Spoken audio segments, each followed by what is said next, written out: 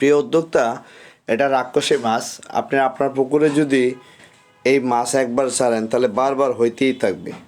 কিন্তু আপনাকে কি করতে হবে? পচনশীল খাবার তৈরি করে দিতে হবে। পশু পাখির লেদাকে আপনার ফার্মেন্টেশন করে দিলে সবচেয়ে বেশি ভালো। তাহলে আপনার কোনো রোগবালাইয়ের ঝামেলা নাই, নতুন করে পোনা ছাড়ার কোনো ঝামেলা নাই। খালি আপনি প্রত্যেকবারই বড় বড় জাল দিয়ে বড় মাছটা ধরে নেবেন, মা মাছটা রাইখা। আর একটা শোল মাছে প্রচুর বাচ্চা দেয়। বর্তমান বাজারে একটা শোল মাছের কেজি আছে 650-700 টাকা কেজি। তাহলে আপনি চিন্তা করেন, রোগবালাই কম এবং এটা হয়ও বেশি, আর নিজে থেকে পোনা মাছ দেয় এবং বারবার দেয়। আপনি একটা পুকুরে 10টা শোল মাছ ছেড়ে দিবেন স্বামী স্ত্রী, তাহলে দেখবেন যে আপনার পুকুর ভরে গেছে পোনায়। পরবর্তী পোনা ছাড়ার পর এই বড় শোল মাছগুলো উঠায় নেবেন, তাহলে আর কোনো সমস্যা নেই, আর পোনা খাবে না। শোল মাছ চাষ করার একটাই শর্ত, সেটা হচ্ছে আপনার সব এক সাইজ থাকতে হবে, তাহলে একটা খাবে না। খুবই লাভজনক ব্যবসা।